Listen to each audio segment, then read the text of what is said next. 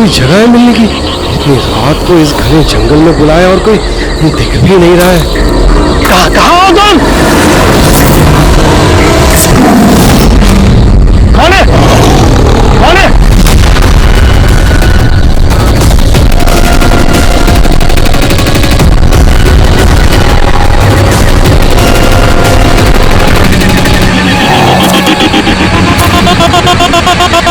यही हूँ, आगे आ जाओ। यही है, यही हो तो दिखाई क्यों नहीं दे रहे हो? आगे आओ तो दिखाई दूंगा ना। आओ आगे आओ।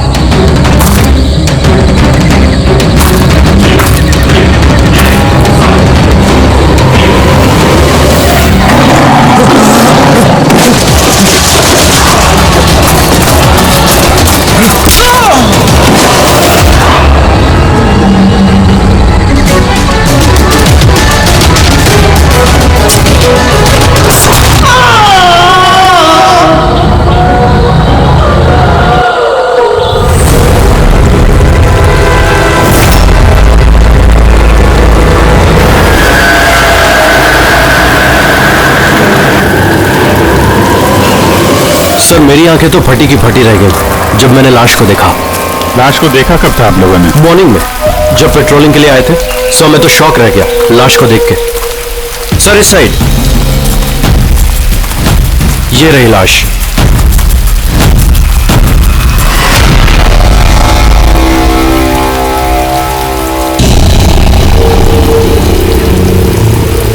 इतनी दर्दनाक मौत, पूरे शरीर से स्किन निकाल ली इसकी। किसी जानवर का काम तो नहीं है? सर, इसके पास ये हैंडीकैम मिला है।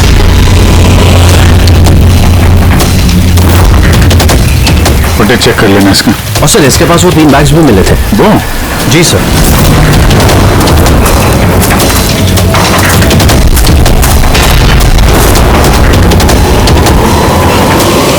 इस बैग में तो ये खाल पड़ी।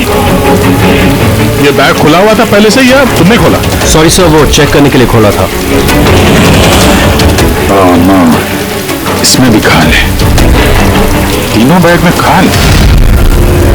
खूनी ने पहले खून किया और फिर खाल निकाल के इन तीनों बैग में डाल दिया। लेकिन खूनी ऐसा करेगा क्यों? सर? हाँ? सर, ये लाश के पास ऊन मिला है। सर, काला ऊन, चमड़ी पूरी उधेड़ दी है। कहीं वो तंत्र मंत्र का तो चक्कर नहीं है? हो सकता है, पर खूनी जो कोई भी है उसकी दिमागी हालत ठीक नहीं है। कोई वहशी दरिंदा है। पहले तो ये पता करना पड़ेगा कि आदमी है कौन, तभी पता चलेगा कि इसे किसने मारा और क्यों। मरने वाले का नाम कार्तिक था सर, क्राइम रिपोर्टर था आज के न्यूज के लिए। ये रमन है, एडिटर है न्यूज़पेपर के, और ये कायरा है सर, कार्तिक की मंगेतर।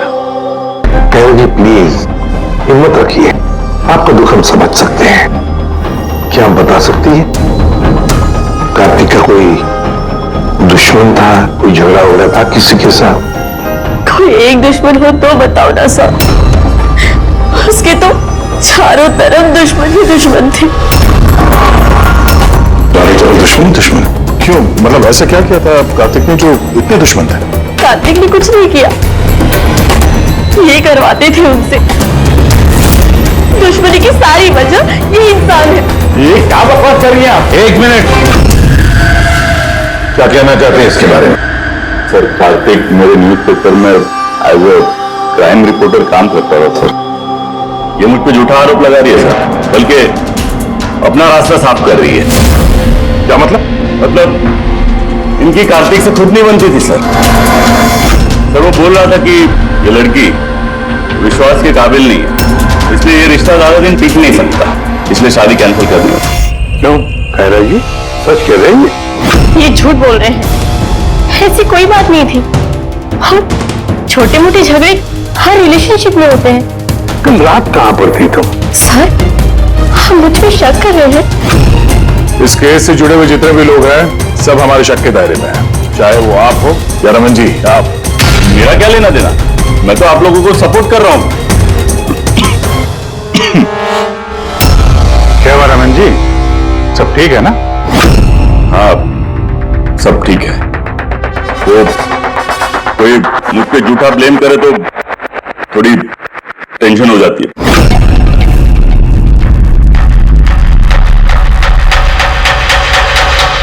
क्राइम रिपोर्टर था, हो सकता है किसी अपराधी के खिलाफ कोई आर्टिकल वगैरह लिख दिया हो, तो उसी ने। सर, काफी दिनों से वो किसी केस पे काम नहीं कर रहा था। तो फिर रात को वहां जंगल में क्या करने गया था? और वहां में एक कैमरा भी मिला। सर, उस कैमरे में कोई फुटेज नहीं था। सर, मुझे नहीं पता वो जंगल में क्यों गया।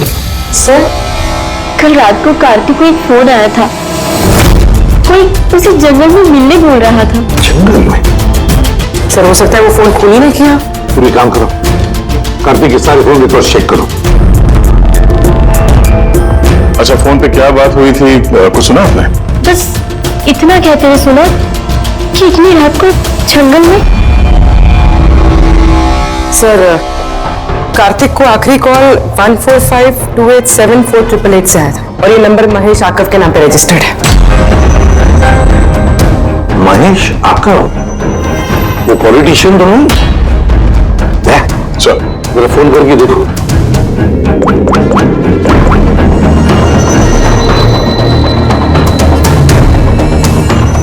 लगता है नंबर ब्लॉक्ड है।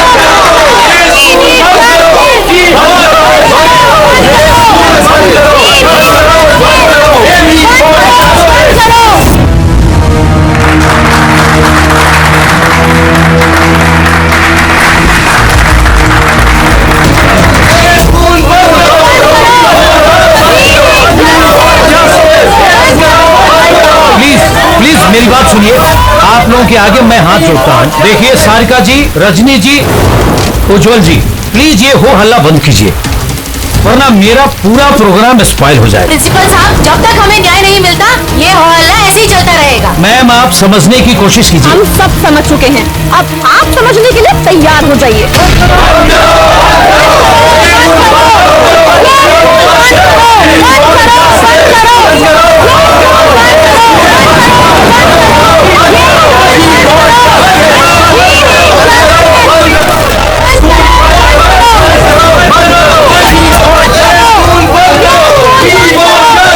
देखो, यहाँ जो भी गेस्ट है ना, उनको कोई। सॉरी सर, आप अंदर नहीं जा सकते। हम लोग सीआईडी से। सीआईडी?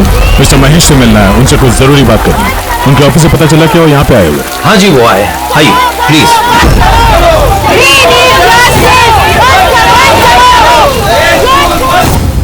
राष्ट्र निर्माण में हर इंसान की अपनी अपनी भूमिका रहती है, सबका अपना अपना योगदान रहता है। तो जैसे सभागार के पुनर्निर्माण में आप सभी ने अपना अपना योगदान दिया, उसके लिए मैं आप सभी का बहुत शुक्रिया अदा करता हूं। मुझे पूरा विश्वास है कि सर, सीआईडी टीम आपको बुला रही है।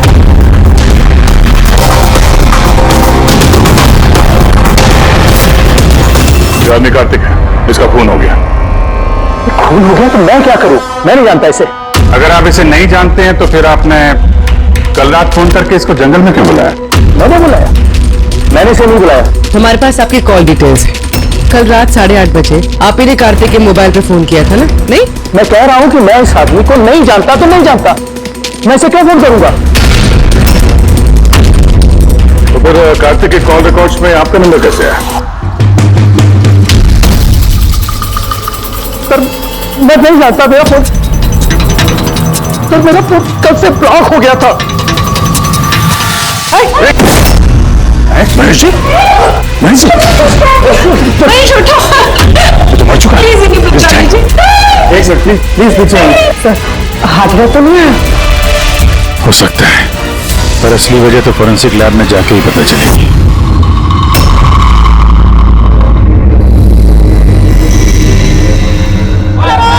सुना ना, सुना ना, कहाँ जा रही हो तुम? ये ड्रामा हमेशा के लिए खत्म करने जा रहे हैं। पागल मत बनो, होश से काम लो, और वैसे भी वो बहुत खतरनाक है, तुम अकेले उसका कुछ नहीं कर सकती।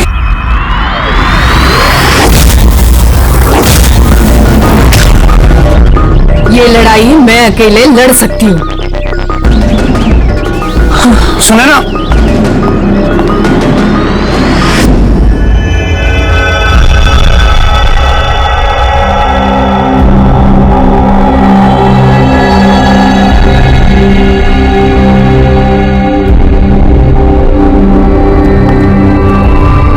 कुछ पता चला?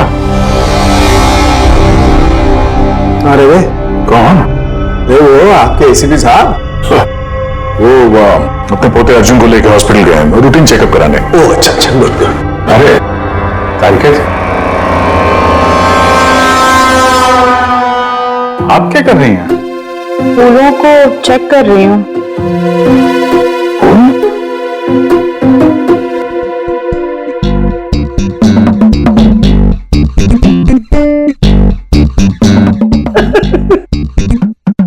क्या है? क्या फेरे मारे पड़ा इधर उधर? ऐसा लग रहा है जैसे कि जैसे शादी में शादी क्या? शादी में एक दूसरे के गले में फूलों की माला। डॉक्टर तारिका, कुछ पता चला डॉक्टर तारिका? हाँ, यही के इसी माला की वजह से महेश की मौत हुई है। क्या? इस माला की वजह से महेश की मौत हुई? कैसे? अभिजीत, कैसे मौत हुई है ये मैं बताता हूं। ये फूल देख रहे हो, ये साधारण फूल नहीं है, एक जहरीला केमिकल छिड़का हुआ है इन पर। मैं बताता हूं वो कौन सा केमिकल है।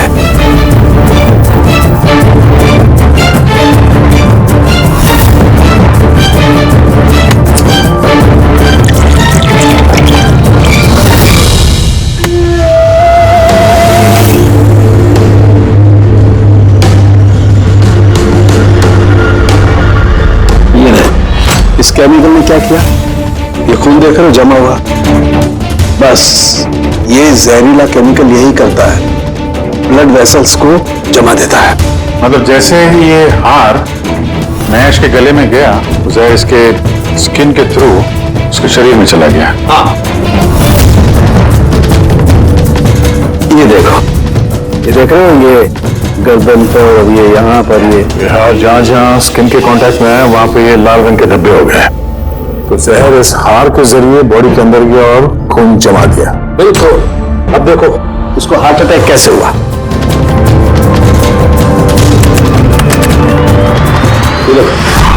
ये आर्टरीज हार्ट तक खून पहुंचाती है, लेकिन फूलों में लगे हुए जहरीले केमिकल की वजह से इन आर्टरीज में जो खून जम गया और उसने हार्ट तक पहुंचने का रास्ता ब्लॉक कर दिया। तो खून हार्ट तक ना पहुंचने की वजह से ये हार्ट ने काम करना बंद कर दिया और इसीलिए महेश जी की मौत हो गई। एग्जैक्टली। ये केमिकल कौन सा है पता चला? बहुत ही साधारण सा केमिकल है, आसानी से मिल जाता है हर जगह पर। ये स्कूल की केमिस्ट्री लैब में भी मिल सकता है? हाँ मिल सकता है, बिल्कुल मिल सकता है। अच्छा, मुझे इस हार में से कुछ और भी मिला है। क्या? आप इस हार को ध्यान से देखिए और बताइए कि कौन कौन से फूल लगे हुए हैं इसमें। गेंदे का फूल है, ये गुलाब है, लिली है, और ये क्या पत्ती है सर? ये सुनिए इसे। इसको सुनना है? ये हार तो अरे सुनो यार, कुछ नहीं। ये कह रही है तो फिर कुछ नहीं होगा। लहसुन? एग्जैक्ट, लहसुन का पत्ता, प्याज का फूल और साग, हर्ब्स भी हैं इस हार में। उन्हीं में खून करने के लिए हार में ये लहसुन और प्याज का पत्ता डाल दिया। यहाँ 2 खून हुए हैं, कार्तिक का और महेश का, और दोनों खून अजीब तरीके से हुए हैं। कोई ना कोई कनेक्शन तो होगा दोनों के बीच में, संबंध तो है। इस महेश के फोन से तो कॉल किया गया था कार्तिक को। हाँ यार, लेकिन महेश ने कहा था कि उसका फोन ब्लॉक्ड है, जबकि कार्तिक के फोन रिकॉर्ड में महेश का नंबर है। इस महेश का फोन अच्छे तरीके से चेक करना पड़ेगा, चक्कर है क्या?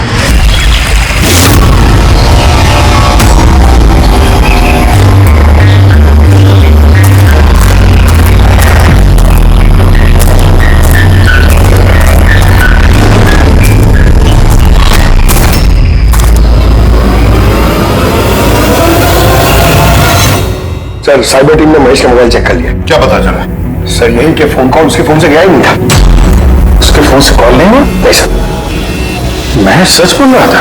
हाँ सर। सर कार्तिक के फोन पे महेश का कॉल कैसे आया? सर उन लोगों का कहना है कि फोन किसी दूसरे फोन से किया गया है।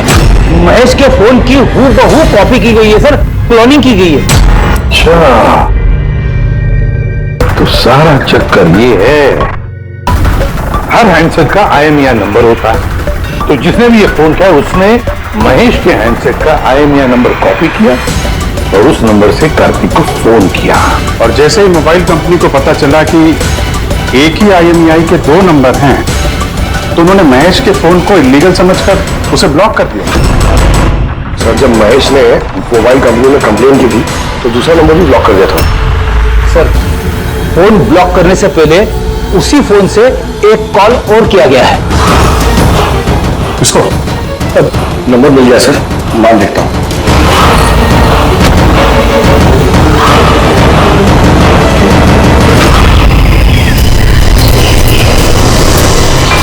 मैं तुझे नहीं छोड़ूंगी। आज ही इस कहानी का दी एंड होगा।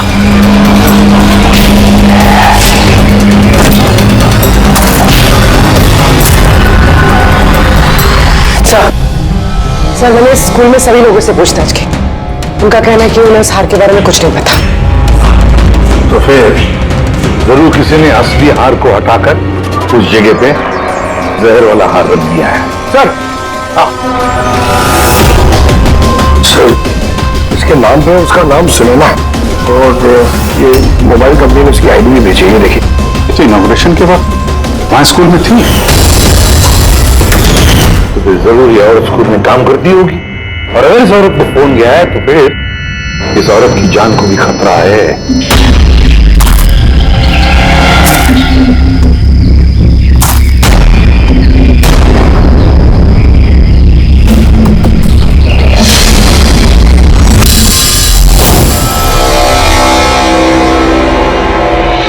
ये नंबर तो आउट ऑफ रेंज बता रहा है सर। पंकज ये नंबर ट्रेस करो, पता करो कहां है इस वक्त।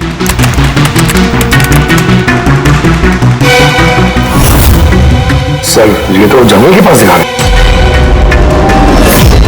जंगल के पास? वही जंगल जहां पे कार्तिक का खून हुआ था।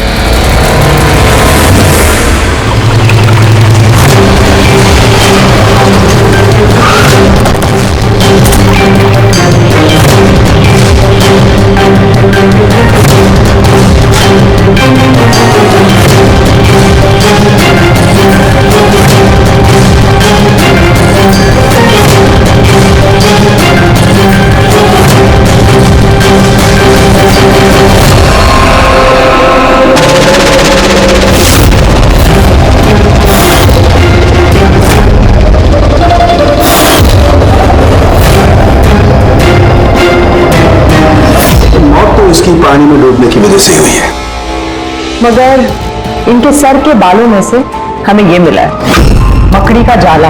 मकड़ी का जाला? सिर के बालों में से? ये लड़की जंगल में गई थी तो हो सकता है वहां पे इसके बालों में लग गया होगा। 6 अलग अलग टाइप की मकड़ी के जाले मिले इनके बालों में से।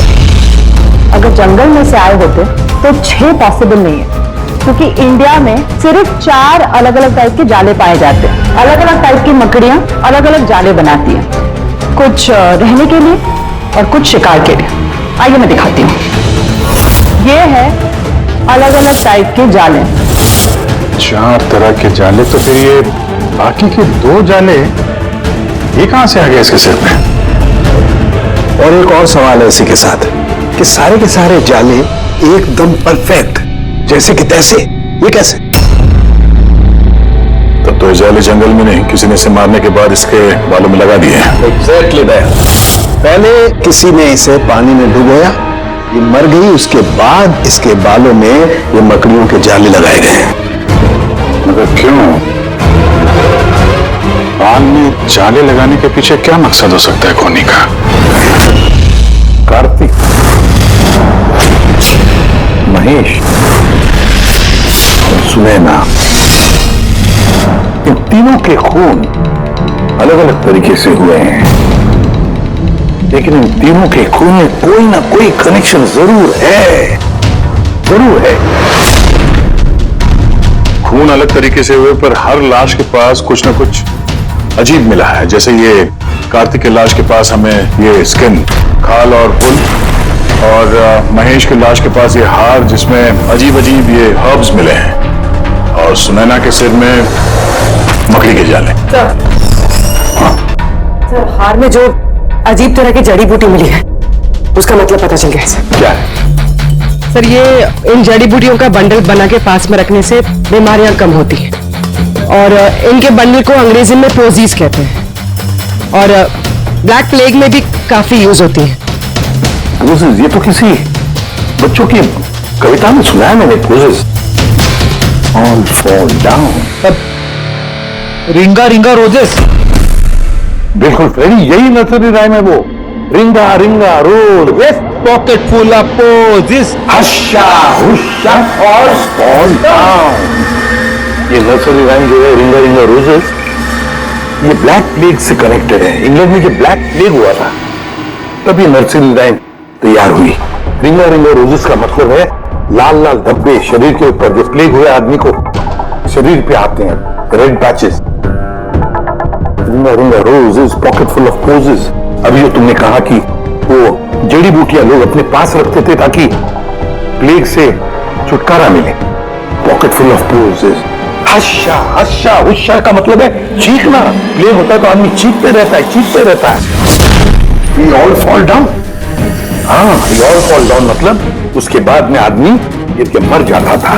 मतलब सर, महेश के साथ ठीक वैसा ही हुआ जैसे इस नर्सरी राइम में था। बिल्कुल। ये बाकी दो खून का कनेक्शन भी नर्सरी राइम से हो सकता है सर? बिल्कुल हो सकता है अभिजीत, सोचो तो। सर, सुनैना की मौत पानी में हुई और उसके सिर में मकड़ी का जाला मिला, तो कौन सी नर्सरी राइम हो सकती है?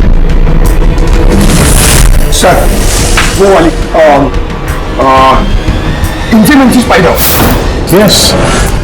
Incy Wincy spider climbed up the water spout. Down came the rain and washed the spider out. Sunaina के साथ बिल्कुल ऐसा ही हुआ है सर। उसे पहले जाले में फंसाया गया और फिर जंगल के बीचों बीच पानी में डुबो के मार दिया गया। हाँ सर, सुनैना की लाश तो हमें जाल में ही मिली थी।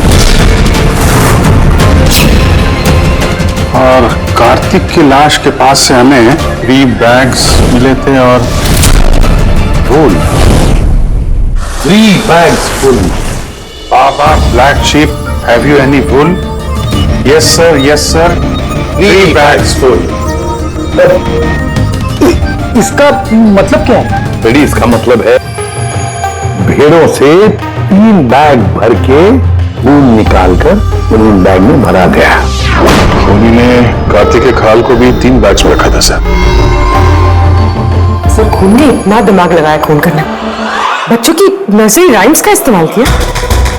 सर, ये खूनी साइकोपैथ, वैशी दरिंदा है ये, वैशी दरिंदा।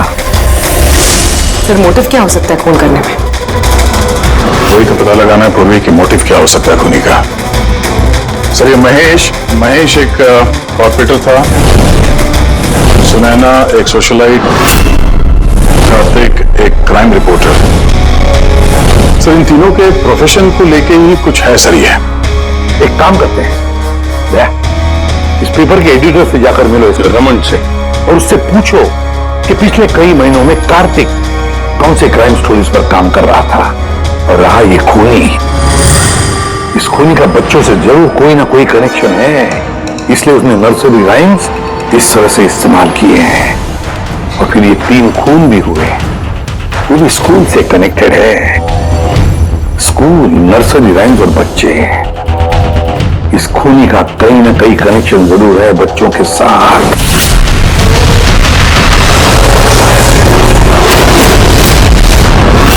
सर, कार्तिक ने क्राइम के ऊपर काफी आर्टिकल्स लिखे हैं, काफी क्राइम केसेस पर उसने फॉलो भी किया है। हमें उसके सारे केस की डिटेल्स चाहिए, क्योंकि हमें ऐसा लगता है उन्हीं में से किसी केस की वजह से उसका खून हुआ है। या देता हूं, मैं सारी डिटेल्स देता हूं। तो देखिए, कार्तिक हमारे यहाँ 4 साल से काम कर रहा था। 4 साल में 40 आर्टिकल्स उसने लिखे होंगे। ये सारी details.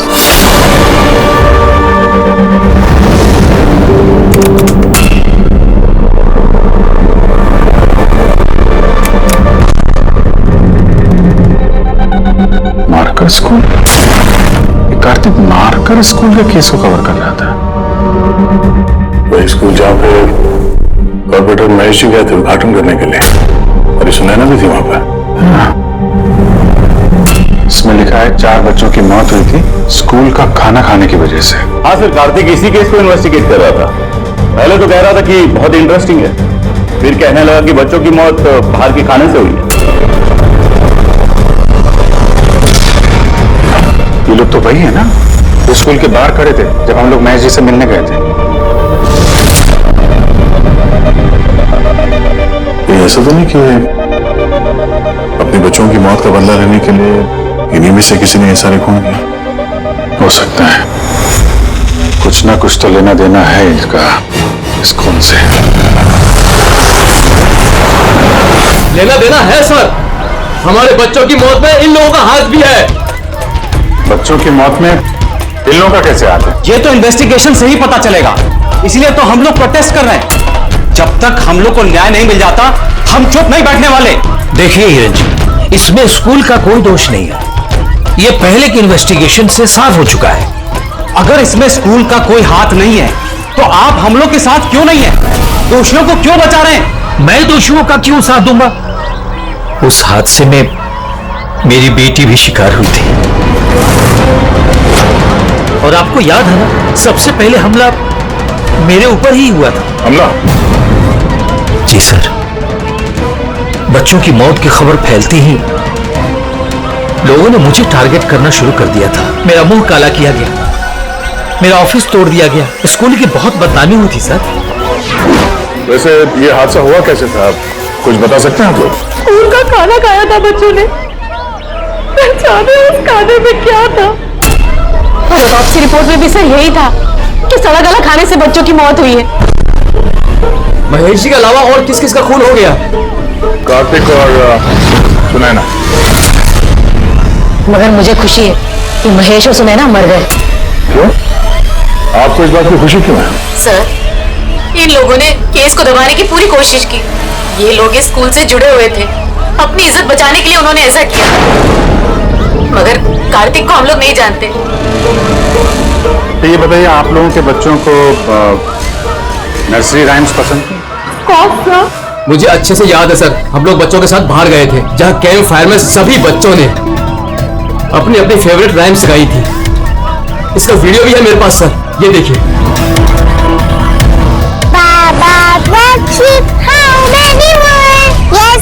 Yes sir, 3 bags full. Ringa ringa roses, pockets full of posies. Haisa inchi winchi spider went at the water spout. Humpty Dumpty sat on a wall. Humpty Dumpty held a great wall. ये parents में से ही कोई है जो बदला ले रहा है? सारे खून उसी ने किया है। आदर्श, तुम सुनैना के पति हो, इसलिए इन बच्चों की मौत के बारे में जरूर सब कुछ जानते हो। और फिर ये भी बताओ कि सुनैना का क्या संबंध था इस सब से? सर, कोई संबंध नहीं था। अगर महेश का कुछ भी इन्वॉल्वमेंट होता तो वो मुझे जरूर बताते। तो फिर महेश के खून होने के पीछे क्या वजह हो सकती है? वजह है कार्तिक के दुश्मन। कौन है उसका दुश्मन? मुझे नहीं पता सर। राधा जी, हमें क्यों लग रहा है कि आप हमसे कुछ न कुछ छुपा रही हैं? मैं भला आपसे कुछ क्यों छुपाऊंगा? आपकी जरा सी जानकारी किसी की जान बचा सकती है। खूनी का अगला निशाना किसी की माँ, बाप, भाई, बहन कोई भी हो सकता है। सिर्फ आप लोग उनकी जान बचा सकते हैं। बताओ आदर्श, तुम बच्चों की मौत के बारे में जरूर कुछ ना कुछ तो जानते हो। बताओ जल्दी। उन बच्चों की मौत स्कूल के खाने से हुई थी। बच्चों को जो स्कूल में खाना दिया जाता था उसमें आधे पैसे सरकार के होते थे और आधे पैसे पेरेंट्स दिया करते थे, जिनका महेश और सुनैना गबन किया करते थे। मतलब वो लोग स्कूल को सस्ते दाम पे सड़ा गला घटिया राशन खरीद के देते थे। कार्तिक को ये बात पता चल गई थी। वो इस खबर को छापने की बजाय हमें ब्लैकमेल करने लगा। पैसे कमाने के चक्कर में खबर दबा दिया। सर, ये तीनों मिलकर मासूम बच्चों की मौत से कमाई कर रहे थे, इसलिए शायद खूनी ने इनको एक एक करके मार दिया। पता नहीं चलता कि ये खूनी कौन है और फिर उसका चौथा विक्टिम कौन हो सकता है। सर, ये भी तो हो सकता है कि वो चौथा विक्टिम हो ही ना। मेरी चौथा विक्टिम है। देखो, 4 बच्चों की तो मौत हो चुकी है, उसमें से 3 बच्चों की मौत का उसने बदला ले लिया है। Baba Black Sheep, have you any wool? Yes sir, 3 bags full. Ring roses, pocket full of posies. Incy spider went up the water spout. Down came the rain and forced the spider out. एक का बदला लेना बाकी है। Sir, बच्चों की 3 favourite rhyme का इस्तेमाल तो कर लिया खूनी ने। अब ये चौथी नर्सरी राइम का इस्तेमाल करके अगला खून करेगा, हमटी डमटी। सर, कार्तिक की सीक्रेट फाइल मिल गई। इसमें स्कूल फूड केस के बारे में सब कुछ लिखा है। चौथे विक्टिम का नाम है इसमें? हाँ सर, नाम के साथ फोटो भी। तो देखिए सर, रूबी। ये तो स्कूल में थी जब महेश की मौत हुई। हाँ सर, ये स्कूल की कैंटीन की इंचार्ज है। Canteen in charge? मतलब खाने का ये खराब सामान इसके सामने से अंदर जाता होगा सर, लेकिन पैसों के लिए उसे पास कर देती होगी वो। कार्तिक इसे भी ब्लैकमेल कर रहा था? हाँ सर। रूबी का नंबर है? हाँ सर, नंबर है और मैंने फोन भी ट्राई किया, फोन नहीं उठा रही। तो फिर पता लगा उसका, इससे पहले कि वो खूनी उसका खून करे, हमटी डमटी जैसे मार डाले उसे, हमें उसे बचाना होगा। Humpty Dumpty sat on a wall. Humpty Dumpty had a great fall. All the king's horses and all the king's men could not put Humpty Dumpty back again. कोई भी Humpty Dumpty को बचा नहीं सका। हम बचाएंगे रूबी को।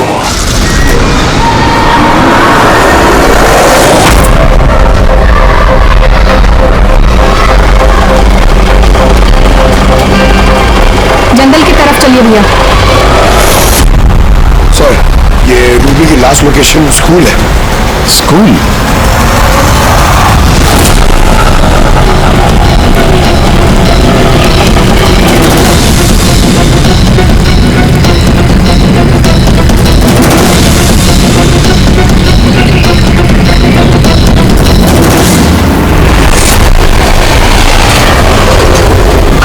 क्या हुआ सर? रूबी जी कहाँ है? वो तो अभी ऑटो से गई। कहाँ गई? वो तो पता नहीं, लेकिन वो ऑटो वाले से कह रहे थे कि जंगल की तरफ चलो। जंगल की तरफ?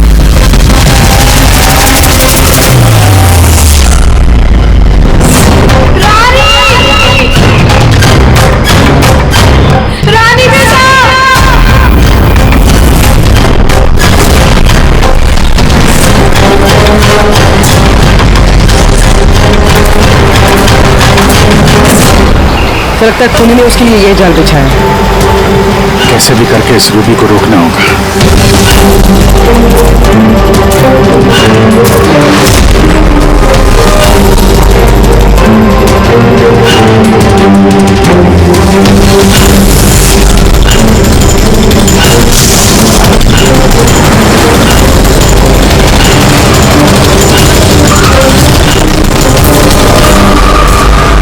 Humpty Dumpty sat on a wall.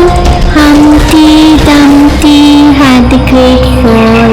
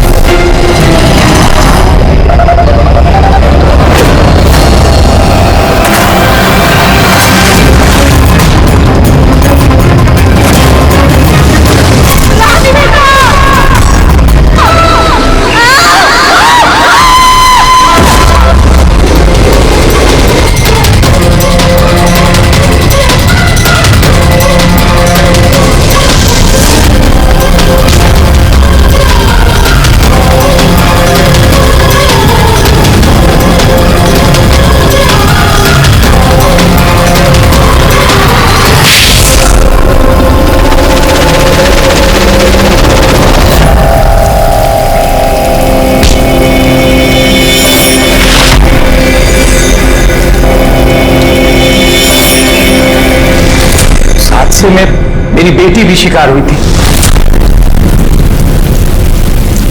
हाँ, मैंने मार डाला उनको। और अगर आप लोग बीच में नहीं आए होते तो मैं रूबी को भी मार डालता। क्यों क्यों किए खून तुमने?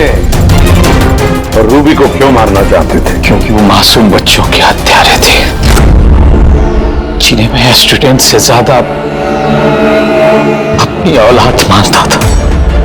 और उन बच्चों की मौत तो जहरीला खाना खाने की वजह से हुई है ना? इसी आरोप ने मेरा पूरा कैरियर चौपट कर दिया।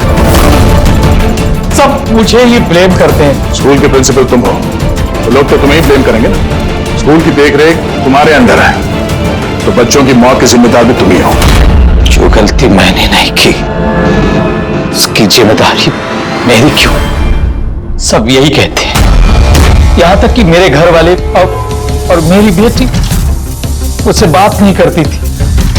उसे लगता था कि मैं इस केस में इन्वॉल्व हूं। मुझे लगा था कि महज एक एक्सीडेंट था, लेकिन असलियत तो कुछ और ही निकली। कैसी असलियत? एक दिन कार्तिक और सुनैना को बात करते हुए मैंने सुना। वो सुनैना को ब्लैकमेल कर रहा था। 5 लाख? पागल हो गए, मैं कहां से लाऊंगी इतने पैसे? तुम समझने की कोशिश करो, मैं ऐसा नहीं कर सकती, प्लीज। रिलैक्स। इतने बड़े ट्रस्टी की बेटी होकर तुम मुझे 5 लाख रुपए नहीं दे सकते महीने का? ओह कम ऑन प्लीज, 5 लाख। देखो, मैं इसके बारे में कुछ सोचती हूँ, लेकिन प्लीज ये कहानी सुनने के बाद मैंने डिसाइड किया कि अब मैं चुप नहीं बैठूंगा, मुझे कुछ करना होगा। और तुमने बदला लेने की ठान ली। हाँ, मासूम बच्चों की आत्मा की शांति के लिए मैंने उन्हें मार डाला।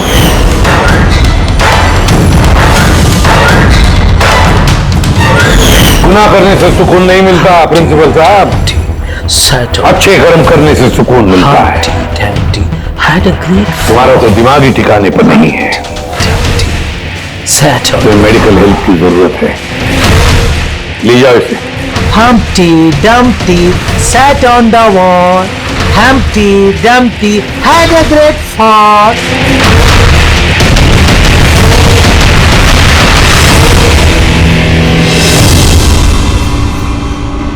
लालच आदमी को किस हद तक गिरा देती है सर, ये इस केस में देखने को मिला। और सर, अन्याय इंसान को कैसे अपराधी बना देता है वो भी इस केस में देखने को मिला। अन्याय और लालच की वजह से 7 लोग भेंट चढ़ गए।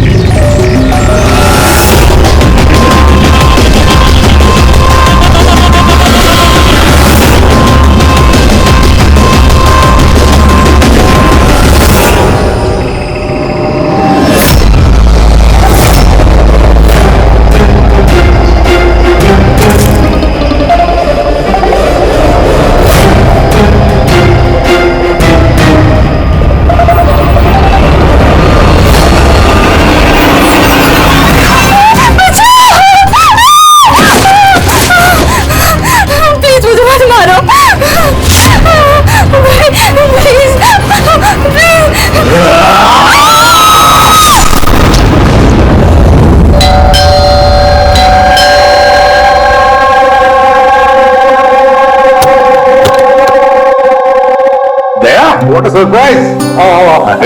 यहाँ से गुजर रहा था सर, सोचा अर्जुन को मिलता चलो। ये क्या? तबीयत ठीक नहीं क्या इसकी? देखो, सर्दी हुई है, जुकाम हुआ है। अरे हमारा टाइगर क्या हुआ आपको? दया अंकल, दादू को समझाओ ना, खांसी और जुकाम तो नॉर्मल होता है, मैं तो इतना बीमार हुई नहीं। अभी वो नॉर्मल के बच्चे, दादू तू है या दादू मैं हूँ? अरे आप ही दादू हो, लेकिन इतनी चिंता क्यों कर रहे हो? इतनी चिंता क्यों कर रहा हूं? 10 साल से गायब थे तुम, गायब। अब मुझे मिल गए हो तो पूरी कसर निकाल रहा हूं। सर सोचा नहीं कभी आपका ये रूप भी देखने को मिलेगा। मतलब बड़े बड़े क्रिमिनल को धूल चटाने वाला एसीपी प्रद्युम्न आज अपने पोते के चीख से परेशान हो गया। दया, इस सबसे प्यारे सबसे मीठे क्रिमिनल की वजह से है। क्या हुआ? फोन कहाँ है? अर्जुन बेटा, लगता है आपके फोन में ना मेरा एक कॉल आ रहा है ना? तो मैं वो कॉल रिसीव कर लूं? चलो चॉकलेट दो। अरे आज तो मैं ऐसे ही आ गया था, अगली बार मैं चॉकलेट लेके आऊंगा। ओके।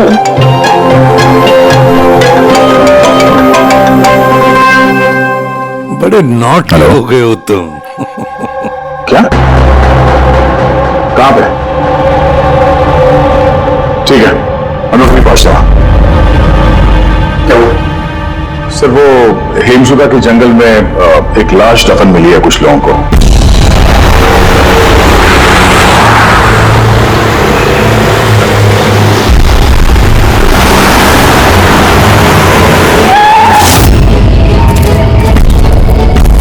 मैम प्लीज लाश को हाथ मत लगाइए मैम। एक मिनट मैम, आप मैम लाश को हाथ मत लगाइए प्लीज।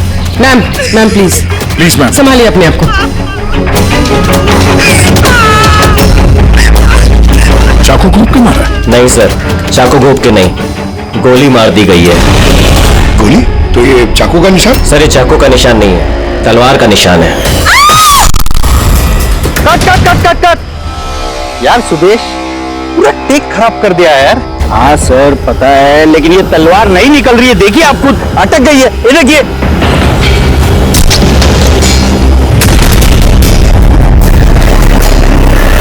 तलवार पे खून कैसा है?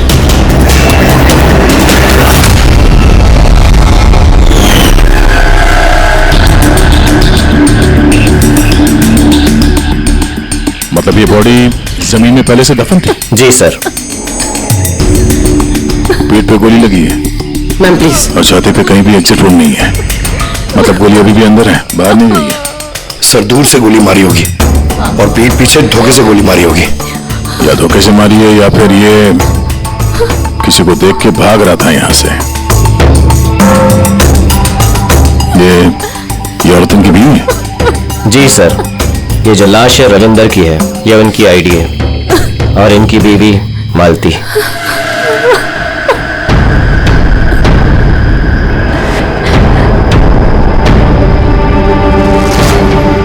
हाथ में घड़ी है, वॉलेट है, मतलब चोरी करने के लिए खून नहीं किया। एक काम करो, ये आसपास जरा तलाशी लो, देखो कुछ मिलता है क्या। राइट सर, चलो।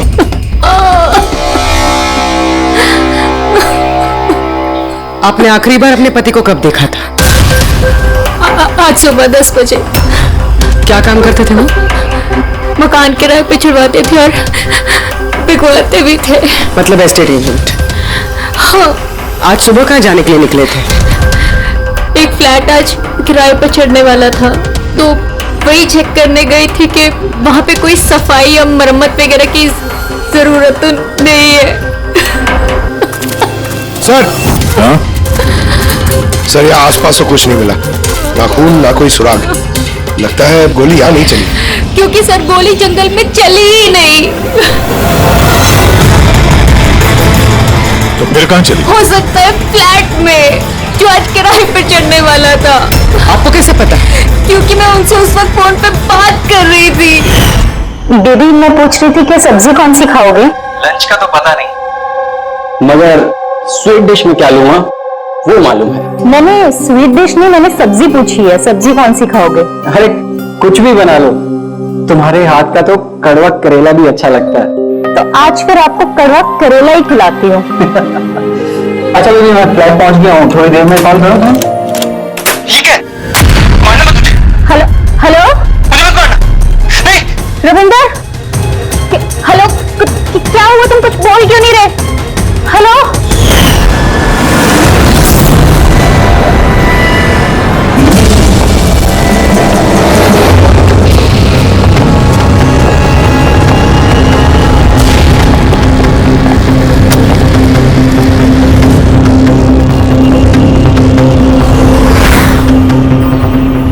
इतना सारा खून?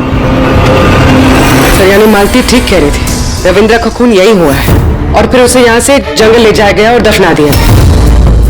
लाश को अगर यहां से ले जाया गया था तो फिर किसी ने देखा कैसे नहीं? पंकज, जरा वॉचमैन को बुलाओ।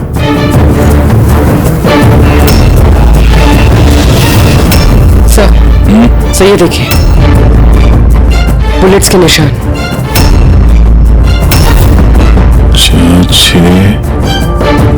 13 बुलेट्स और एक गोली रविंद्र को लगी, तो क्या 14 गोलियां चली थी क्या यहाँ पे?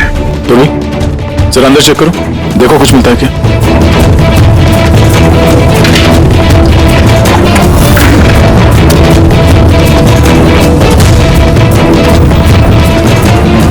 सर ये खून अंदर अंदर, ये गोपाल है सर।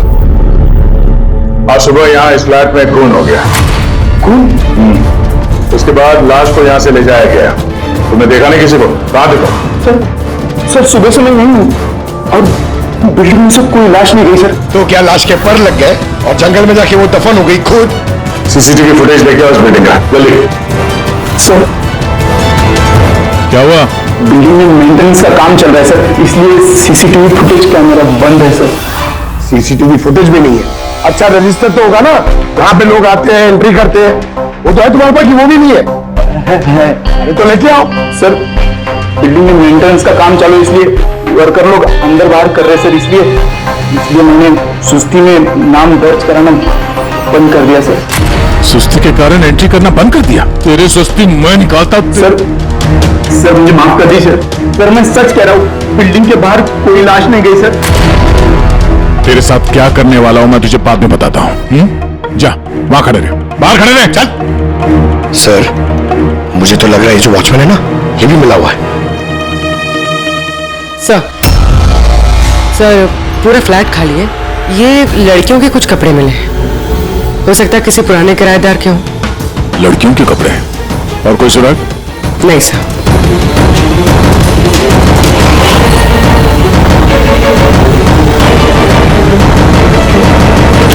लॉक एकदम सही सलामत है, टूटा हुआ नहीं है, कोई फोर्स एंट्री नहीं है।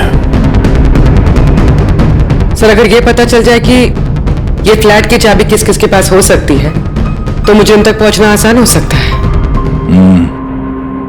फ्लैट की चाबी मकान के मालिक के पास होगी, या फिर किसी पुराने किराएदार के पास, या फिर किसी ऐसे आदमी के पास जिसने इस फ्लैट की डुप्लीकेट चाबी बना ली हो।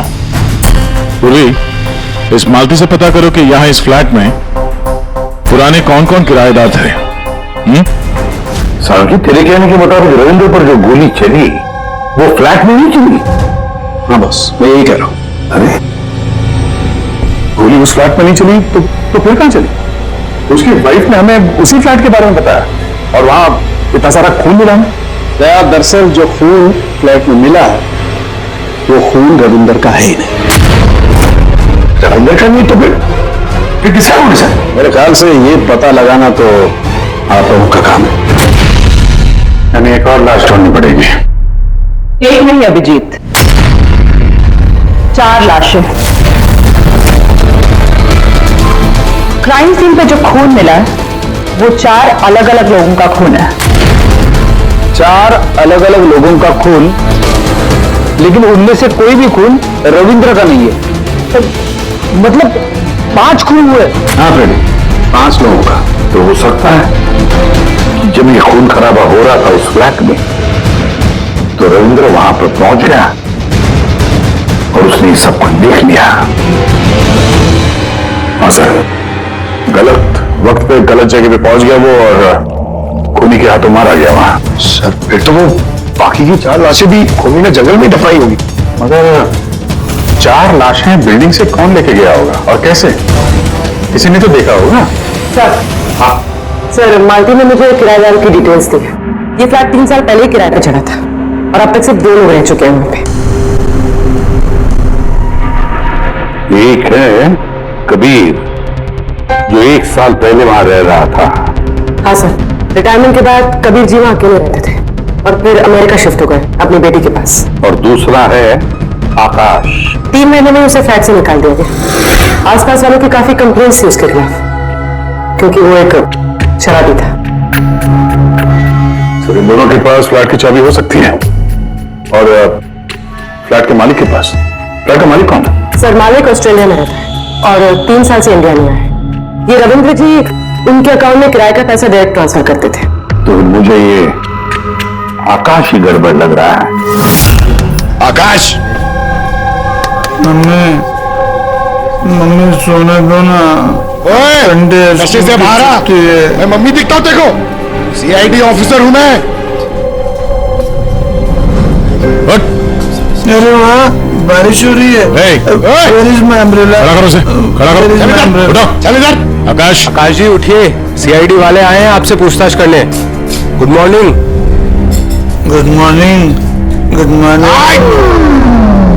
बात आ रही है, इसको इलायची खिलाओ। मुझे मालूम था सीआईडी वाले एक दिन आएंगे मेरे पास। मालूम था मतलब? रविंदर के खून में तेरा हाथ है? हाँ? रविंदर? हाँ? कौन रविंदर? मैं किसी रविंदर को नहीं जानता। तो रविंदर को नहीं जानता? तो फिर ये क्यों बोला कि तुझे पता था कि सीआईडी यहाँ पे आने वाली है? क्योंकि मुझे भी सीआईडी बनना है, देश की सेवा करना है। आकाश, केशव बिल्डिंग, फ्लैट नंबर 105, वहां रहते थे ना तुम? रहता था, लेकिन उन लोगों ने मुझे लात मार के भगा दिया। मेरे पूरे कपड़े भी नहीं दिए।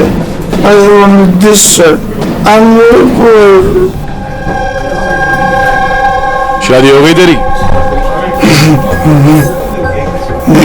नहीं। गर्लफ्रेंड है? गर्लफ्रेंड है वो लेकिन ये आप क्यों पूछ रहे हो?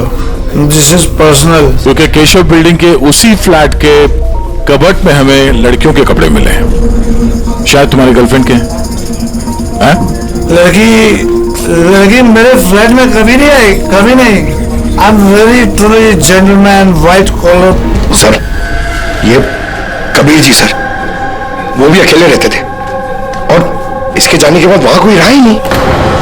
रहता कैसे नहीं था?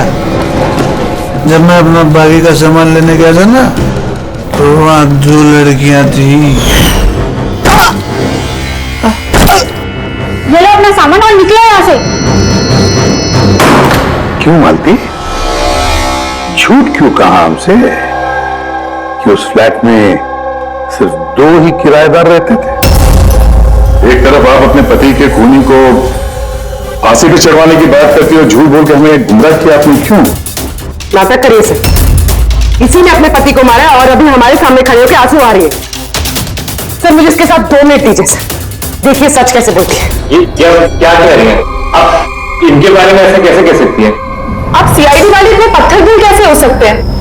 किसी का दर्द समझने के बजाय आप उन्हें टॉर्चर कर रहे हैं, उन्हें तकलीफ पहुंचा रहे हैं। अच्छा, आप दोनों को बड़ी फिक्र हो रही है? आपकी तारीफ? मैं मालती की छोटी बहन रजनी हूँ और ये मेरे हस्बैंड है। तो फिर रजनी जी, आप सभी ध्यान से सुन लीजिए। अगर मालती ने हमसे कुछ भी झूठ कहा ना, तो ये जेल जाएगी, जेल।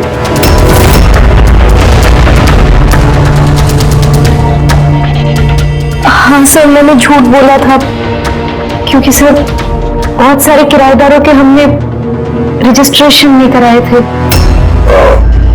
तो गैर कानूनी तरीके से तुमने कुछ लोगों को वहां फ्लैट में ठहराया हुआ था, बिना डॉक्यूमेंट्स और बिना रजिस्ट्रेशन किए हुए? हाँ, ताकि वो रेंट मकान मालिक के बजाय हमें मिल सके। अच्छा, तो इसका मतलब है और भी लोग रह रहे थे इस फ्लैट में इन 2 किराएदारों से पहले, है ना?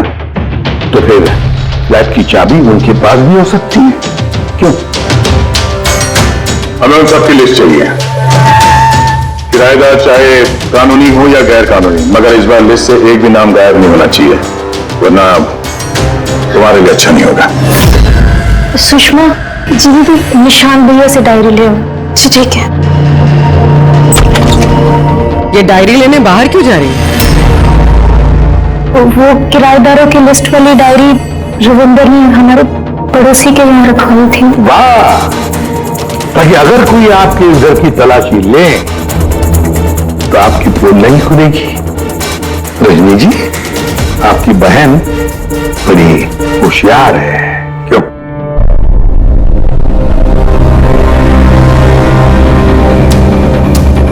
मालती भाभी, ये डायरी में है क्या?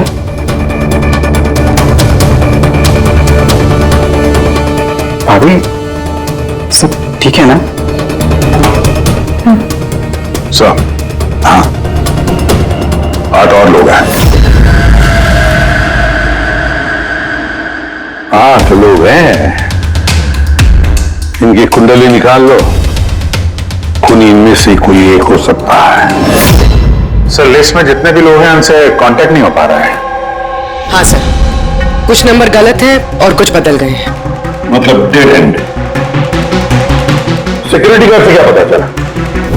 सर वो वही कह रहा है सर, ये 4 लाशें क्या, खुद 1 लाश भी नहीं देखी जाते हुए। अजीब बात है सर, उस बिल्डिंग से बाहर जाने का रास्ता तो एक ही है। अगर लाशें वहां से बाहर ले जाई नहीं गई है तो लाशें गायब कहां हो गई? ये सब मेरी वजह से हुआ है बॉस। मेरी गलती है। तेरी गलती है? ये लो, दूसरे डॉक्टर साहब की भी गलती करते हैं। हाँ, क्यों नहीं? बड़े से बड़ा आदमी कभी कभी गलती कर देता है बॉस। अच्छे से अच्छा क्रिकेटर भी 0 पे क्लीन बोर्ड होता है, तो मुझसे भी हो गई यार। तो सर, आपको 0 पे आउट किसने किया? उस खून ने जो फ्लैट पे मिला था, उन 4 मरे हुए लोगों का खून। यही गलती हो गई बॉस मुझसे। दरअसल वो 4 लोग मरे हुए थे ही नहीं। क्या? मरे हुए नहीं थे? मतलब? मरे हुए नहीं थे मतलब जिंदा थी। पता है, जब मैंने उन 4 खून को अच्छी तरह से टेस्ट किया तो मुझे क्या मिला? स्टोरेज लीजेंस। पंकज, तुम जरूर ये पूछना चाहोगे कि सर ये स्टोरेज लीजेंस क्या होता है? कमाल है सर, मैं तो यही पूछने वाला था। मुझे मालूम था। रेड ब्लड सेल्स जब अपना बदलाव करते हैं स्टोरेज के दौरान, उसे कहते हैं स्टोरेज लीजन। तो वो जो 4 किस्म के खून हमें वहां से मिले थे वो ताजा नहीं थे, स्टोर थे। एग्जैक्टली। शायद किसी ब्लड बैंक वगैरह से लाया गया होगा। उन 4 ब्लड सैंपल्स में मुझे 4 अलग अलग किस्म की बीमारियों के लक्षण मिले हैं। एक में HIV, दूसरे में ल्यूकेमिया, तीसरे में हार्पिस और चौथे में डायबिटीज।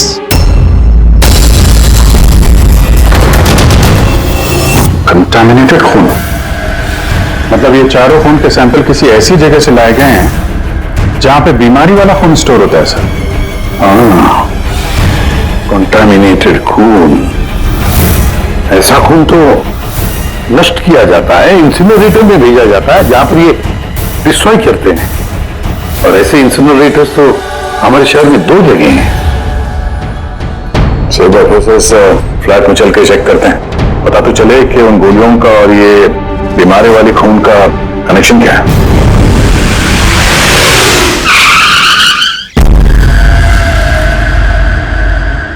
केस तो कुछ ज्यादा ही उलझता जा रहा है। अगर यहाँ इस फ्लैट में किसी को नहीं मारा गया था तो इतना सारा खून यहाँ जमीन पे क्यों पड़ा हुआ है और दीवार पे ये गोलियां क्यों चलाई है? सर, जो गोलियों के निशान है वो सिर्फ इस दीवार पर है। इसका क्या मतलब है? इसका मतलब गोली चलाने वाला यहाँ खड़ा था, यहाँ से उसने गोली चलाई। मगर सर, इस इन्फेक्टेड खून का क्या कनेक्शन हो सकता है इस केस से? और सर, खून सिर्फ फ्लोर पर है, ना यहाँ पर है, ना इस पर है, ना दीवारों पे। इसका क्या मतलब है? एक और बात सर, हमें इस घर से गोलियां नहीं मिली, मिले तो सिर्फ गोलियों के निशान।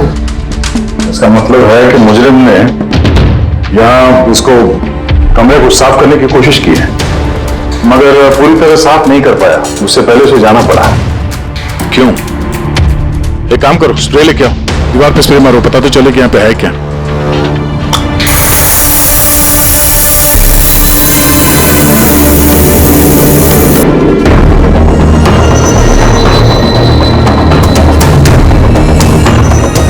यहाँ पे भी खून के निशान है,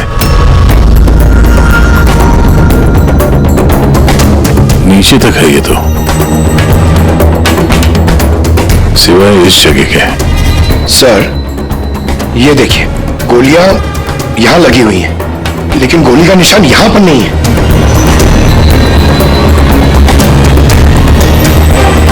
ये क्या? निशान, ये टायर के निशान जैसा कुछ है। मतलब बाइक लेके आए इधर? पंकज, वो टायर नहीं, वो जो फर्नीचर के नीचे पहियों पे लगा होता है टायर, वो रबर का। कोई फर्नीचर रखा हुआ था यहाँ पे, शायद कोई कुर्सी। मगर सर हमने तो पूरा फ्लैट चेक किया, कुर्सी वगैरह तो कुछ भी नहीं है यहाँ पे। सर लगता है वो कुर्सी इसी बिल्डिंग में होगी, छुपाई हुई। एक काम करना, बिल्डिंग में ढूंढ कर उसे।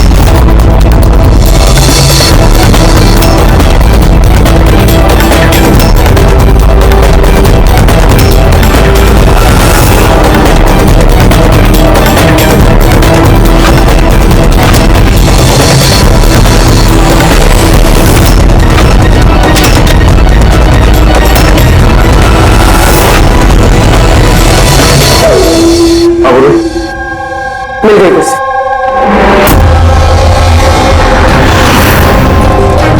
कुर्सी परफेक्ट।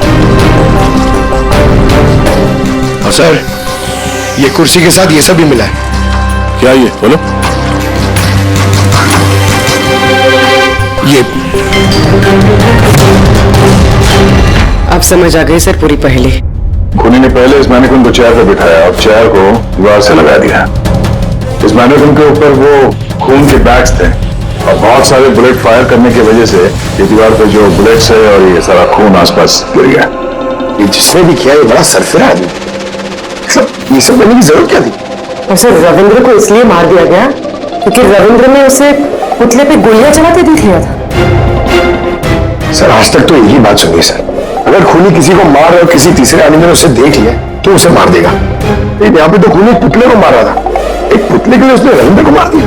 हो सकता है खूनी यहाँ पे शूटिंग प्रैक्टिस कर रहा हो, उसे किसी का मर्डर करना होगा, लेकिन उसके रिहर्सल वो यहाँ इस फ्लैट में कर रहा था। रविंद्र को मारने के लिए इतनी लंबी रिहर्सल?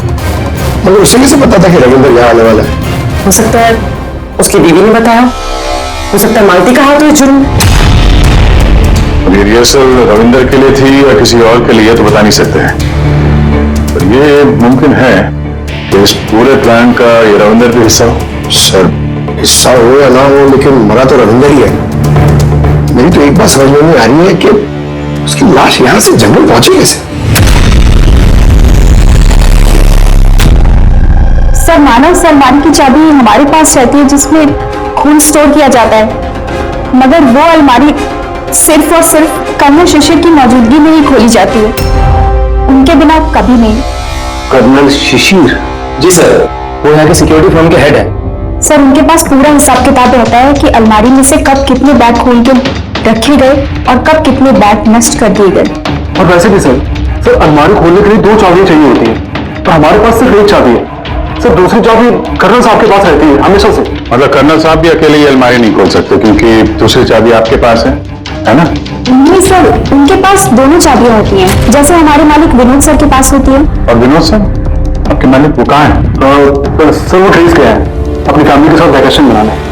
तो बच्चे, कर्नल साहब ये रिटायर्ड आर्मी ऑफिसर हैं क्या? जी सर, आर्मी में लोग आज भी उनकी बहुत इज्जत करते हैं।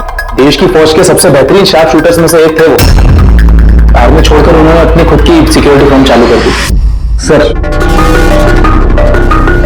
खूनी जिस तरीके से गोली चला रहा था वहां पे, लगता है गन पे हाथ काफी साफ था उसका।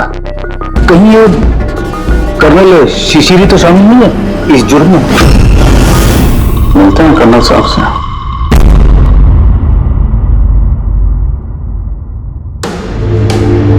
पंकज एक बात बताओ, अगर तुम्हें किसी पे गोली चलाने की प्रैक्टिस करनी है तो कैसे करोगे? और फायरिंग रेंज जाऊंगा और प्रैक्टिस करूंगा सर। एग्जैक्टली, मैं भी वही करूंगा। कोई भी नॉर्मल इंसान यही करेगा, फायरिंग रेंज पे जाएगा और ताकि प्रैक्टिस करेगा। लेकिन खूनी ने रिहर्सल करने के लिए इतना झमेला क्यों उठाया?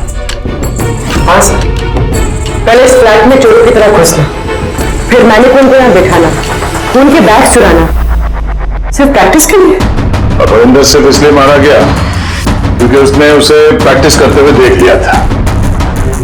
ये खूनी कुछ बहुत बड़ा करने वाला है।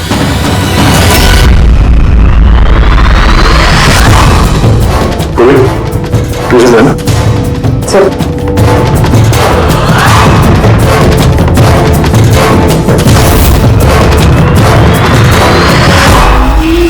राइफल की गोली? ओह, इसका मतलब है गोली चलाने की प्रैक्टिस कोई यहाँ फ्लैट के अंदर से नहीं कर रहा था, कोई दूर बैठ के प्रैक्टिस कर रहा था राइफल की गोली से। हाँ सर, क्योंकि अगर राइफल नजदीक से चलाई होती तो गोली आर पार निकल जाती, कुर्सी में नहीं अटकती। अब समझ में आया मर्डर रिहर्सल के लिए इतनी प्रैक्टिस क्यों। जिसका खून होने वाला है उस पे गोली कहीं दूर से चलने वाली है, कहीं दूर से। सर, आपके कहने का मतलब है कि गोली वहां वो बिल्डिंग से चली? इतनी दूर से गोली चलाना मुमकिन है? वही तो, मतलब वहां से नहीं तो और कहां से चली होगी?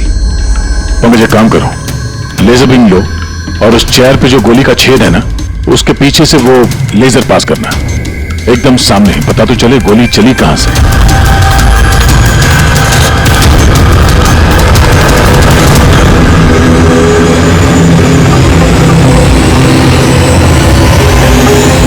बिलबोर्ड? कोई बिलबोर्ड से गोली कैसे चला सकता है, वो भी सड़क के बीचों बीच? कमाल है, सीआईडी वाले मेरे घर पे पहली बार आए हैं, वो भी मेरे आर्मी के दिनों की तारीफ करने नहीं बल्कि खून के लिए मुझ पे इल्जाम लगाते हैं। इल्जाम नहीं लगा रहे हैं, सिर्फ अपनी ड्यूटी कर रहे हैं, और ड्यूटी की अहमियत आप जैसे फौजी से बेहतर कौन समझ सकता है। तो आपको ये भी पता होगा अभिजीत बाबू कि आपके और मेरे जैसे सिपाही देश की रक्षा करते वक्त अपनी जान दे देते हैं, लेकिन अपने देश से और अपने काम से कभी गद्दारी नहीं करते हैं। देखिए, ना तो मैंने उस खून की चोरी की है और ना ही मैंने किसी का खून किया है। वैसे अपने फौज के दिनों में आपने बॉर्डर पे तो कई दुश्मनों को मारा होगा। दुश्मनों की जान लेने में और मासूमों की जान लेने में जमीन आसमान का फर्क होता है। और आपने भी तो कई गुनहगारों को मारा होगा अपनी ड्यूटी के दौरान। क्यों, ये फर्क समझ नहीं आता आपको? आता है, लेकिन ये समझ में नहीं आ रहा कि चाबी सिर्फ आपके पास है, तो फिर वो खून चोरी कैसे हो? उसकी इंक्वायरी मैं कर रहा हूं, जैसे ही मुझे पता चलेगा आप लोगों को बता दूंगा। अच्छा, क्या ऐसा नहीं हो सकता कि आपकी उन चाबियों की किसी ने डुप्लीकेट चाबी बनवा ली हो? बिल्कुल नहीं। अनुशासन समझते हैं आप? डिसिप्लिन। आर्मी की ट्रेनिंग में डिसिप्लिन का बहुत बड़ा महत्व होता है, और आज भी मैं अपनी जाती जिंदगी में उस डिसिप्लिन का पालन करता हूं। ये चाबी मुझसे 1 मिनट भी दूर नहीं होती, इसलिए असल जिंदगी में तो क्या, ख्वाब में भी कोई इसका डुप्लीकेट नहीं बनवा सकता। ठीक है, आपका स्टेटमेंट तो सुन लिया, लेकिन अभी तक ऐसा कोई सबूत नहीं मिला जिससे आप पूरी तरह निर्दोष साबित हो सके। इसलिए जब तक ये केस सॉल्व नहीं होता, यहां आना जाना लगा रहेगा।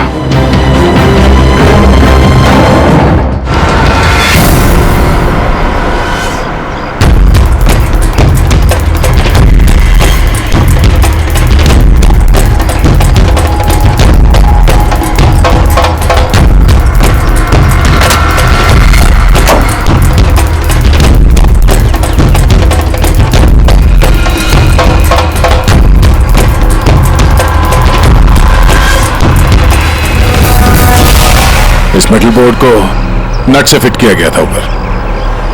सूंघो इसे। ये तो गन पाउडर है सर। गन पाउडर और ये स्क्रैचेस। बहुत लंबी प्लानिंग की थी। क्या लंबी प्लानिंग होगी सर? पंकज खूनी ने इस मेटल प्लेट का इस्तेमाल गोलियों की दिशा बदलने के लिए की थी। जैसे ही उसने इस मेटल प्लेट पे गोली चलाई, इस पे गोली लगने के बाद गोली की ट्रेजेक्ट्री बदल गई और वो सीधे जाके पुतले पे लगी। मतलब असली रिहर्सल इस मेटल प्लेट पे गोली चला के ट्रेजेक्ट्री बदलने की थी, सिर्फ निशाना लगाने की नहीं। सर, क्या लगता है कौन सी बालकनी से गोली चलाई होगी? एक बात तो साफ है, गोली सामने से नहीं चली है। गोली यहां इसी बिल्डिंग से चली है, या तो ऊपर से, नीचे से, या फिर अगल बगल से कहीं। पता करना पड़ेगा। कोई ना कोई बहुत जल्द मरने वाला सा है। ठीक उसी तरह से जैसे खूनी ने उस फ्लैट में खून की रिहर्सल की थी, इस मर्डर को होने से रोकना होगा सर, किसी भी हाल में। सर उस बिल्डिंग के एक एक फ्लैट की एक एक ईंट चेक की सर, लेकिन पता नहीं चला कि खूनी ने गोली कहां से चलाई है। अगर इस खूनी ने बेड़ा उठाया रिहर्सल करके ही खून करने का, तो फिर वो वैसा ही फ्लैट ढूंढेगा जैसा फ्लैट उसे वो खून करते वक्त मिले। मतलब सर असली विक्टिम का जो फ्लैट होगा, खूनी ने ठीक उसी पैटर्न का फ्लैट ढूंढा होगा।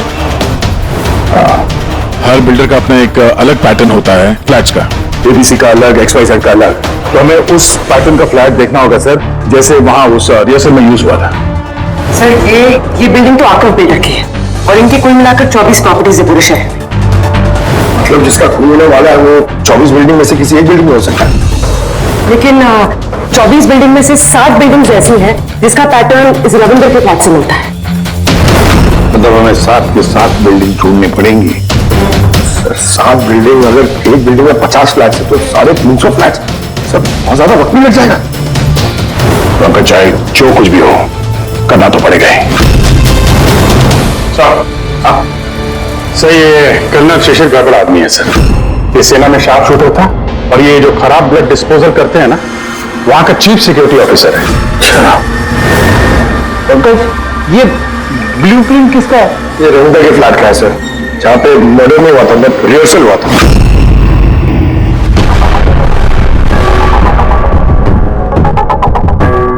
ये तो कर्नल शिशिर के फ्लैट जैसा है सर।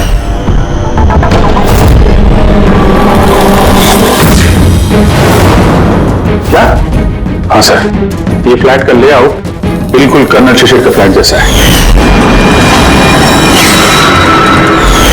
ये चेयर पे मैंने कोई नहीं, ऐसे ही चेयर पे वो रोज शाम को 4 बजे चाय पीता है सर। ठीक शाम को 4 बजे मैं इस सोफे पर बैठकर अपनी चाय पीता हूं। ओह, तो खूनी कर्नल शिशिर को मारने का प्लान बना रहा था।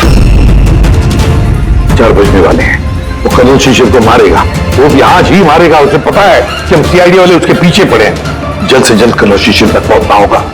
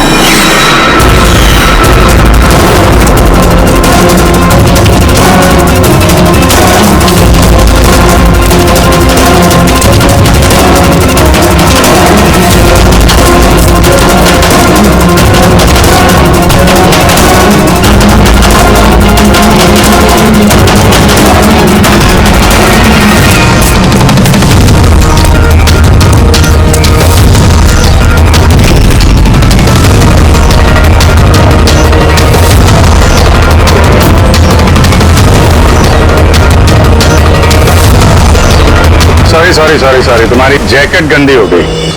क्या करें, हमें पता नहीं था ना गोली कौन से फ्लैट से चली है, इसलिए रिवर्स रिकोशे का सहारा लिया। और उस फ्लैट में जिस दिशा से गोली आई उसी दिशा में हमने गोली चलाई। और देखो कौन भरी गोली ने तुम्हारा पता बता दिया, मिस्टर उत्कर्ष। चाहे तो मुझे कूद जाऊंगा यहां से। अच्छा ठीक है, कूद जाओ यार, लेकिन पहले ये तो बताते जाओ कर्नल शिशिर को क्यों मारना चाहते थे? छोड़ मुझे भाई, मेरा भाई सताई है ये, हाँ? जा भाई, मिल ले अपने भाई से, जा।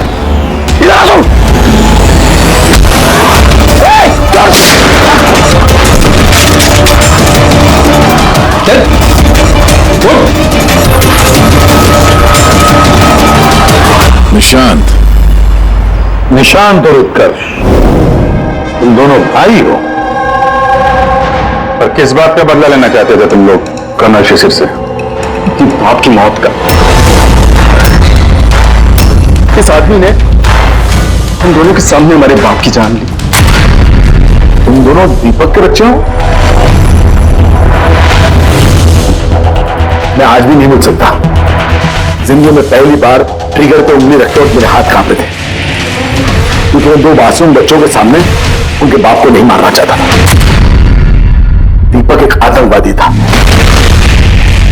और अगर मैं उसे नहीं मारता तो उसने जो बम रखा था शहर में, उससे कई मासूम लोग मारे जाते। मर जाते तो मर जाते, कम से कम हमसे हमारा बचपन तो नहीं छीनता। इतना प्यार करते थे हम अपने पापा से।